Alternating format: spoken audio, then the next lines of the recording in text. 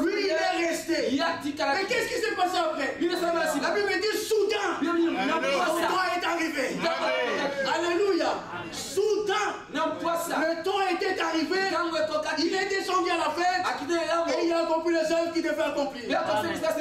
C'est ainsi que nous voyons la grande importance de connaître le temps. Ce que Dieu veut faire aussi dans votre temps. Je retourne dans Jean 17. Là, nous avons lu le premier verset. Le Seigneur Jésus dit, Père, l'heure est venue. Il connaît le temps. L'heure est venue. Mais qu'est-ce que c'est? Ou en quelque sorte, il s'agissait de quelle heure? Il s'agissait du temps déterminé par le Père où il devait donner sa vie pour se racheter. Il est sa vie. Alors il a commencé de prier. Il dit glorifie ton fils afin que ton fils te glorifie selon que tu lui as donné le pouvoir sur toute chair afin qu'il accorde la vie éternelle à tout ce que tu lui as donné. Regardez, le but était de leur accorder la vie éternelle à tout ce que tu lui as donné. C'était dans le passé. C'est des hommes qui ont été connus des dieux. Voilà pourquoi je disais tout à l'heure, nous étions devant la présentation du plan de Dieu. Il est en train de nous montrer ici que ceux qui peuvent avoir la vie éternelle, ce ne sont que ceux qui ont été connus de Dieu avant la fondation du monde. Tous ceux qui n'étaient pas connus de Dieu avant la fondation du monde, ils vont chercher d'avoir la vie éternelle, mais ils n'en auront pas, parce que Dieu a déterminé. Ça peut choquer plusieurs, mais c'est la réalité. C'est ainsi que nous le lisons ici. Le temps est venu afin qu'il accorde la vie éternelle à tous ceux que tu lui as donnés. Maintenant il dit au verset 3, or la vie éternelle, ceux qui te connaissent, toi le seul Dieu éternel, pardon, toi le seul vrai Dieu, et celui que tu as envoyé, Jésus-Christ. Regardez le résumé de la vie éternelle. Qu'ils te connaissent. C'est là que je disais tout à l'heure, tu peux avoir la vie éternelle, sinon que quand tu connais Jésus-Christ. Mais tu dois le connaître par la révélation. Qui est le Fils de Dieu? C'est Dieu manifesté dans la chair. Si tu ne le connais pas ainsi, tu ne peux pas avoir la vie éternelle. Alors il dit la vie éternelle, qui te connaissent, toi le seul vrai Dieu. Regardez le seul vrai Dieu a jugé bon. Alléluia. Le seul vrai Dieu a jugé bon de se cacher au sang et de se révéler aux autres. Si tu n'es pas parmi ceux à qui il a jugé bon et se révéler, tu ne le connaîtras pas. Ça c'est le seul vrai Dieu. Beaucoup chercheront à le connaître, mais ils ne connaîtront pas. Je prendrai l'exemple d'Abraham.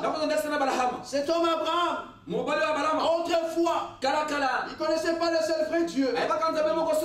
Il adorait le Dieu de ses pères. On avait dit Abraham c'était un idolâtre. Mais Dieu le connaissait avant que le monde existe. Alors Abraham de lui-même ne pouvait pas connaître le vrai Dieu. Mais le vrai Dieu avait décidé de se faire connaître Abraham. Alors quand le temps de Dieu est arrivé, Dieu lui-même, il s'est laissé faire connaître Abraham. Alors Abraham l'a connu. Aujourd'hui nous disons les enfants d'Abraham. Les enfants d'Abraham connaissent Dieu comme Abraham l'avait connu. Abraham n'a pas cherché Dieu. Abraham n'a rien fabriqué pour connaître Dieu. Dieu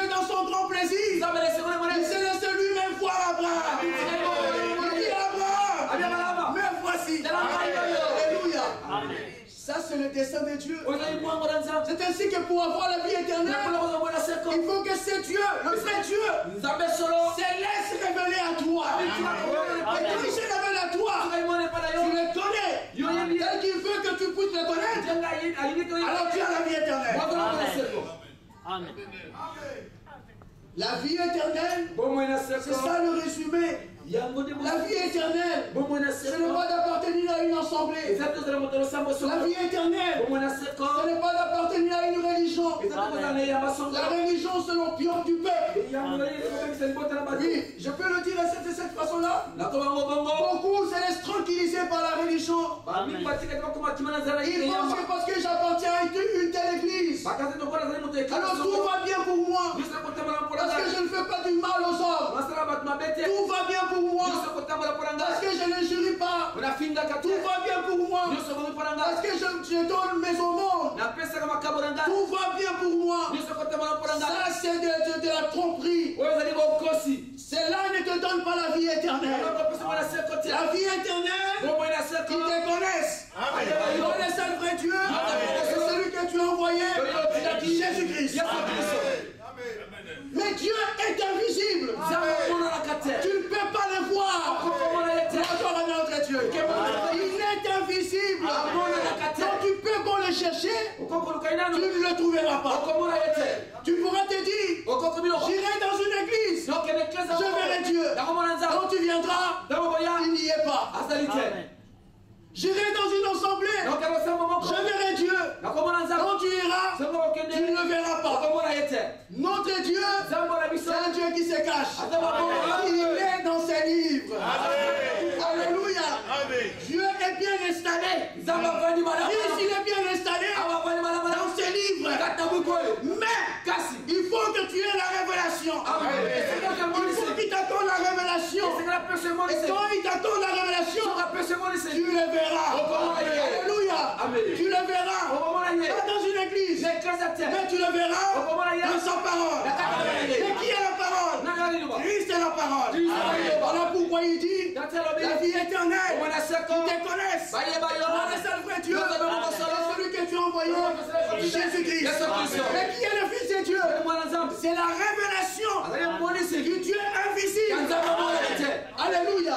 Le Dieu que nous prions, ni les anges, ils ne l'ont jamais vu. Aucun homme ne l'a déjà vu. Même Michael ne l'a jamais vu. Amen. Même Gabriel ne l'a jamais vu. Il est invisible. Mais quand il se réveille, alors vous pouvez le voir. Alors les anges, ils ont vu le Seigneur. Alléluia. Le Seigneur de l'Ancien Testament, c'est le même dans le Nouveau Testament. Yahvé de l'Ancien Testament, c'est Jésus dans le Nouveau. Voilà pourquoi le Seigneur Jésus est la pleine manifestation du Dieu invisible. Si tu le connais, tu as la vie éternelle. Amen. Je vais revenir ici, parce que ce sont des choses très importantes. Mais allons directement dans 1 Jean.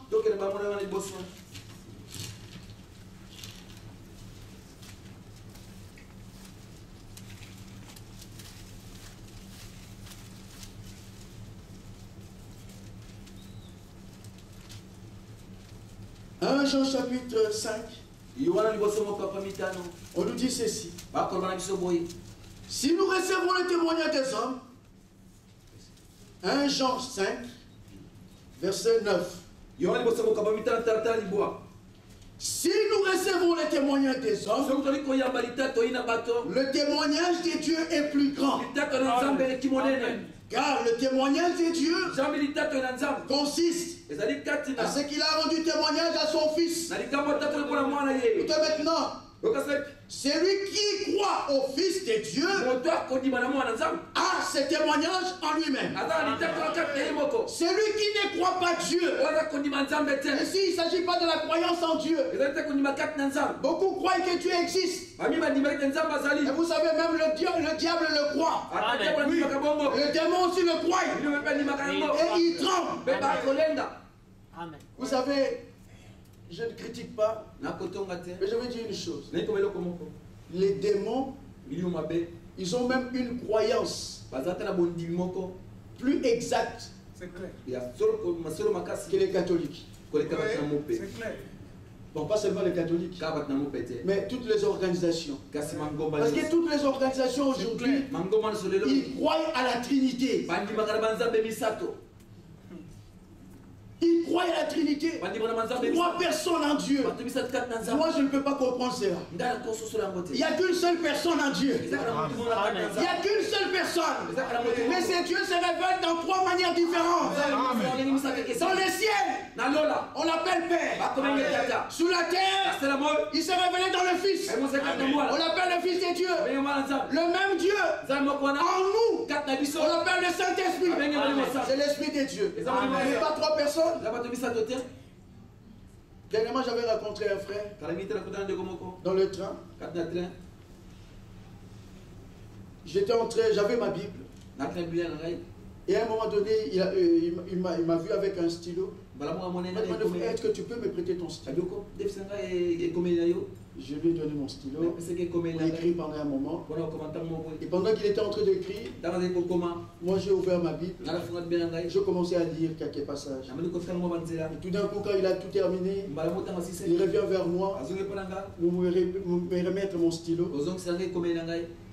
Alors, il me voit en train de lire la Bible. Il me dit, frère, donc tu es un croyant? Il dit, mais je suis un croyant. Mais tu es croyant de quelle dénomination? J'ai dit, je suis un croyant biblique. Amen. Je suis un chrétien. Mais il me dit, mais c'est pas possible. Mais pour être chrétien, il faut que tu sois soit chrétien catholique, ou chrétien protestant, évangélique, pentecôtiste. Mais dis-moi, tu es qui? Je dis, mais moi je suis chrétien. Un croyant biblique. Il dit, mais c'est pas possible. Alors, directement, il me dit, tu crois à la Trinité? J'ai rigolé. J'ai dit, non frère, je ne crois pas à la Trinité. Il dit, mais c'est pas possible. Mais tu es un chrétien, mais tu ne crois pas à la Trinité. Il dit, non, je ne crois pas à la Trinité. Parce que la Trinité, c'est une invention des hommes. Une fabrication des hommes. La Trinité n'existe pas dans la Bible. Ce mot, la Trinité, ne se trouve même pas une fois dans la Bible. Il dit, non, tu commences à me troubler. Mais dis-moi un peu. Mais qu'est-ce que tu crois? Il dit, moi, je crois à un seul vrai Dieu qui s'est révélé en Jésus-Christ. Jésus-Christ, le Fils de Dieu, est la révélation du Dieu invisible. Je lui ai donné cet exemple. Il dit, tel que tu me vois, je suis un père, je suis un fils, et je suis un technicien. C'est-à-dire, dans mon travail, je suis un technicien. À la maison, je suis un père. Et entre-temps, je suis un fils. Dans ma relation avec mes filles, je suis un père. Dans ma relation avec mon père, je suis un fils. Dans ma relation avec mon directeur, je suis un technicien. Alors, il y a combien de personnes? Lui-même, il rigole. Des frères, je comprends. Que le Seigneur te bénisse. Voyez bien le frère. Notre Dieu, c'est un Dieu qui se cache, mais qui se révèle. Il se révèle à ceux qu'il a connus avant la fondation du monde. Ce n'est que ceux-là qui peuvent recevoir sa révélation. Amen. Regardez mon frère Yves a lu un passage de l'écriture très important. Dans Ésaïe 42, dans 52. Ésaïe 52.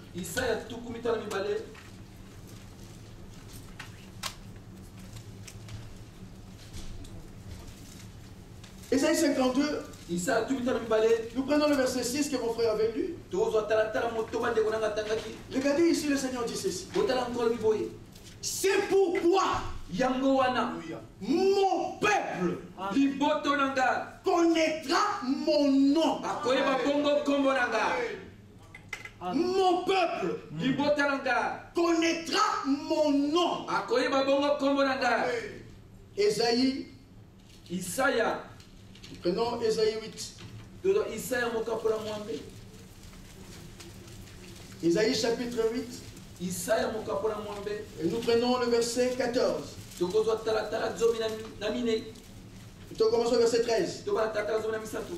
C'est le Seigneur des armées que vous devez sanctifier. C'est lui que vous devez craindre et redouter. Et le Seigneur sera un sanctuaire et aussi une pierre d'achoppement, un rocher de scandale pour les deux maisons d'Israël, un filet et un piège pour les habitants de Jérusalem. Regardez une même personne. Il a un rocher de scandale, un filet, un piège. La Bible dit au verset 15, plusieurs trébucheront, ils tomberont et se briseront, ils seront enlacés et pris. Maintenant le verset 16, c'est Amen. Ou enveloppe cet oracle, c'est cette révélation parmi mes disciples. Alléluia. Amen. Ce n'est que parmi ses disciples qu'on trouve la révélation de qui est Jésus-Christ. Ce n'est que parmi ses disciples, c'est eux qui connaîtront son nom. Regardez, je le trouve dans Jean 17. Jean 17.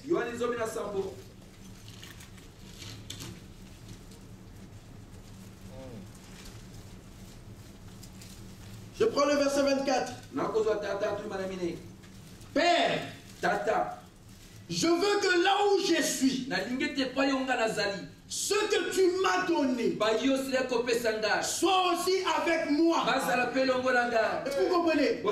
Cette prière est déjà exaucée. Amen. Déjà exaucée. Gloire soit à notre Dieu. Bien-aimés frères et sœurs, j'aime bien toujours s'approprier de Saintes Écritures. Moi, je serai avec Jésus.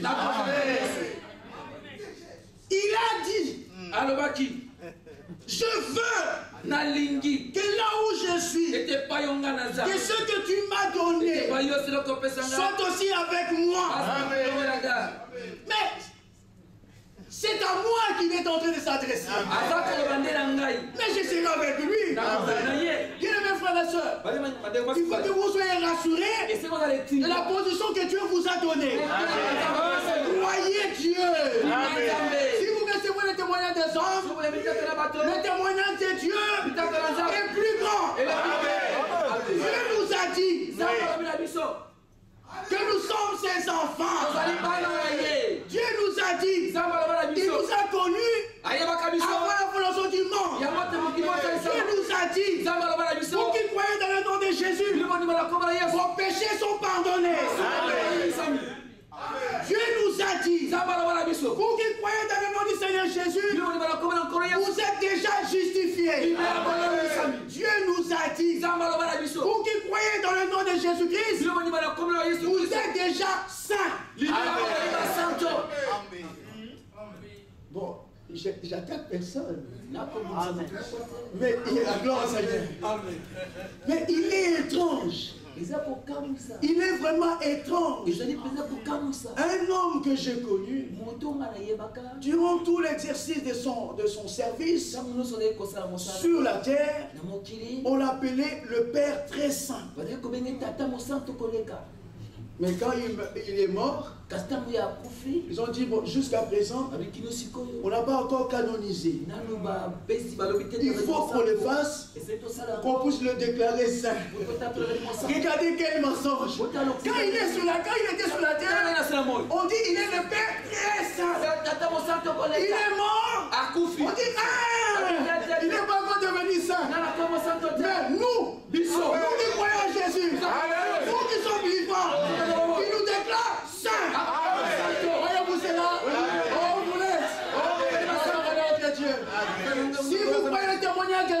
Le témoignage de Dieu est plus grand. La Bible nous dit, Christ pour nous racheter, il a donné sa vie nous. Alors il nous a assuré, ça je vous le dis par la grâce de Dieu, en conformité avec les Saintes Écritures.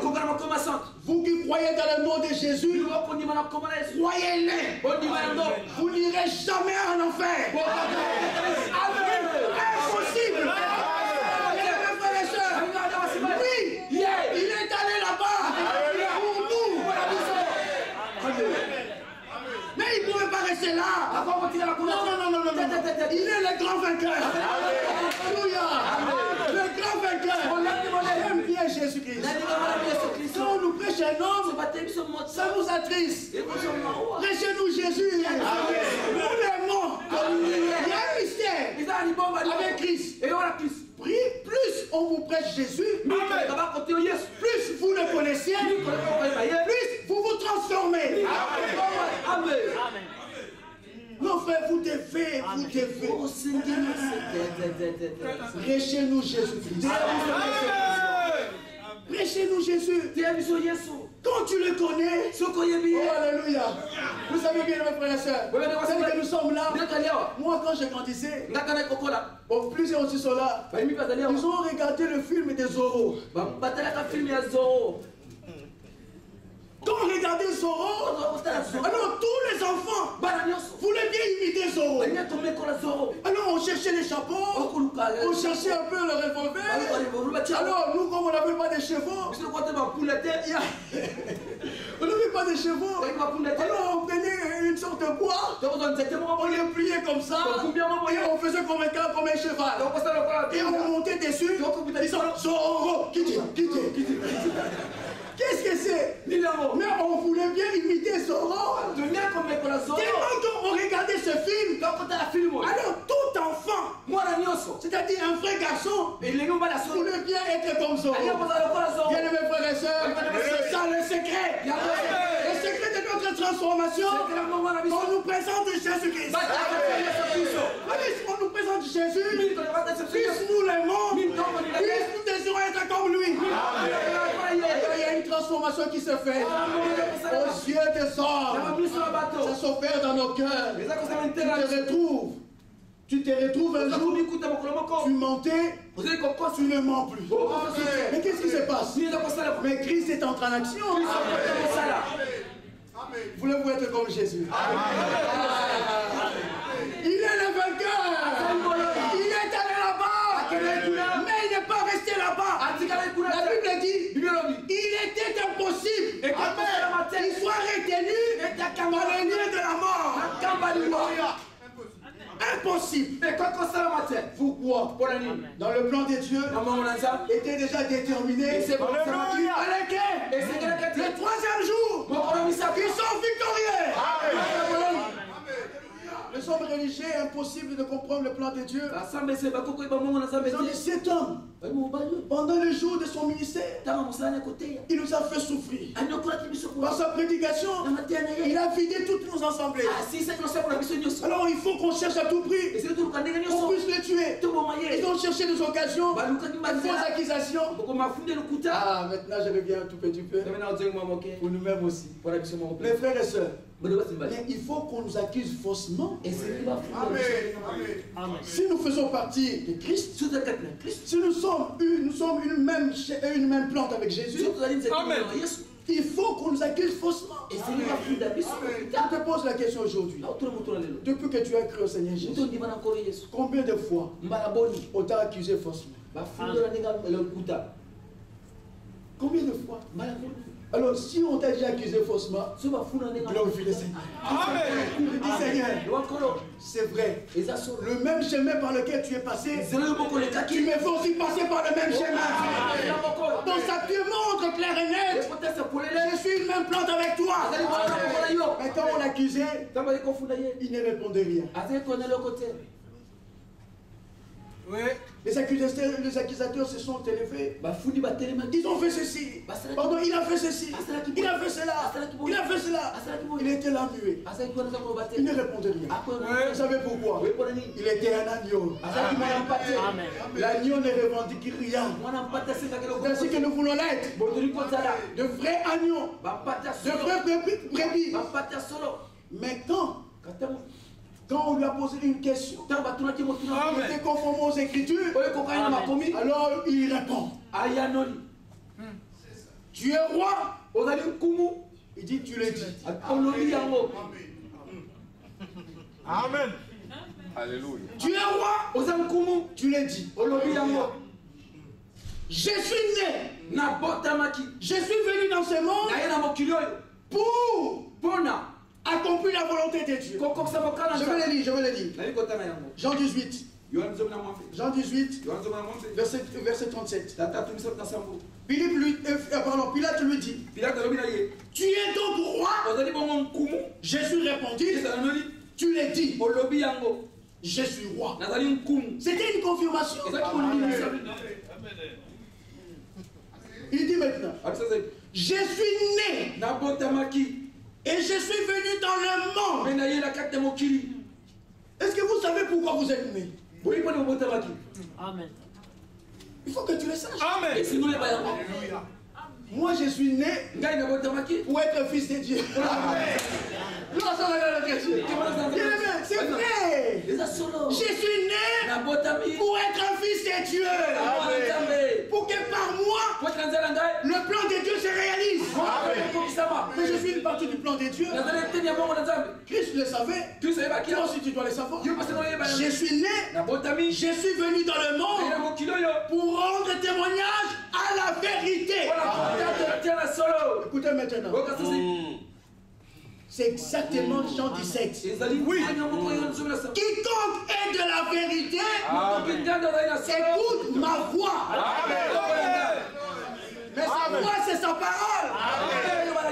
Tu ne peux pas écouter sa voix si tu n'es pas de la vérité. Alléluia. Bien-aimés frères et sœurs, avant la fondation du monde, Dieu nous a connus. Je ne suis pas venu dans ce monde. Ça peut choquer plusieurs personnes. J'étais dans le monde, je suis venu dans le monde d'un bouc. Et à un moment donné, il y a une transformation qui s'est faite. Alors j'ai deviens une brebis. Vous comprenez? Est-ce que vous existez bien, mes frères? Oui, frère. Je suis venu dans ce monde, une brebis. C'est-à-dire que le commencement, un enfant de Dieu, un fils de Dieu. Mais comme je suis né par Adam, j'ai hérité la nature d'Adam. Mais mon intérieur, là-dedans, il y a la sémence divine. Là, c'est ça le problème aujourd'hui. C'est ce qui est là. C'est dès le départ. Ce n'était pas la sémence de Dieu. Tu peux beau prêcher. Tu peux beau prophétiser. Tu peux beau guérir le malade. Mais pour être sauvé, c'est là. Qu'est-ce qui était là?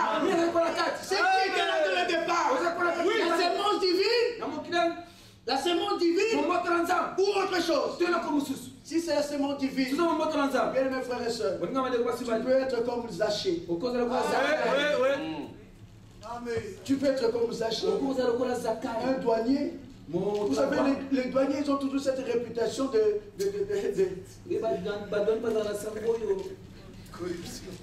voilà, oui. De la corruption. Ils aiment toujours l'argent. Et Zachée, c'était un douanier. Douanier. Donc quand Zachée est passé, tout le monde disait, regarde le douanier. On a collé un nom où tout le monde savait le douanier qui passe. Indirectement, il pouvait dire, regarde ce voleur, regarde celui-là, il fait souffrir les autres. Mais bien, mes frères et sœurs, Zachée, malgré dans cet état, il était fils d'Abraham. C'est merveilleux, mes frères et sœurs. Dans cet état-là, fils d'Abraham. Mais il fallait que le temps de Dieu arrive. Regardez, je veux le lire. On va lire quelques passages d'écriture, après nous allons prier. Si vous prenez Luc chapitre 19, mon frère, ma soeur, tu peux te trouver toi aussi aujourd'hui dans la même condition que se trouvait Zachée. Mais je crois bien, bien-aimé par la grâce de Dieu, quand la vérité sort, ceux qui sont de Dieu écoutent la vérité. Amen. Luc chapitre 19, nous commençons à partir du premier verset.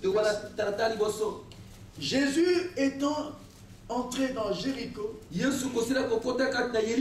traversait la ville. Et voici un homme riche, appelé Zachée, fils de publicain, chef de publicain, pardon.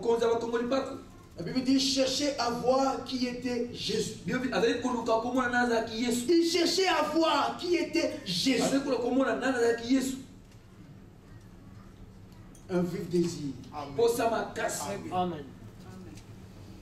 Mais il ne pouvait y parvenir à cause de la foule, car il était de petite taille. Il a choisi. Amen. Il y en a qui sont de petite taille, il y en a d'autres qui sont grands, il y en a d'autres qui sont forts, ou même fortes. Tout un mélange. C'est-à-dire, il n'a pas regardé à ce que nous sommes. Lui, il a regardé à son plan. Et dans son plan, il t'a connu. Et il t'a appelé. Que tu sois pauvre, que tu sois riche, que tu sois dans n'importe quel rang social. Dieu connaît ceux qui lui appartiennent. Il connaissait Zachée malgré sa petite taille. Malgré sa petite taille, il voulait voir Jésus. Il y a des sentiments merveilleux. Mon frère le disait tout à l'heure. Qu'êtes-vous allé voir à Nice? Qu'êtes-vous allé voir? Ou je dirais même, qu'êtes-vous venu chercher à Nice? Ceux qui sont venus pour voir la beauté de la ville. Que je vais vous dire une chose. Vous avez totalement tapé à côté. Tapé à côté. Dieu travaille avec les hommes. Il faut que tu discernes là où Dieu se révèle. Il faut que tu discernes là où Dieu parle. Oui. Amen. Jean-Baptiste était dans le désert. Une multitude de gens allaient à Jean-Baptiste. Il était dans le désert. Jésus pose la question. Mais qu'êtes-vous allé voir dans le désert?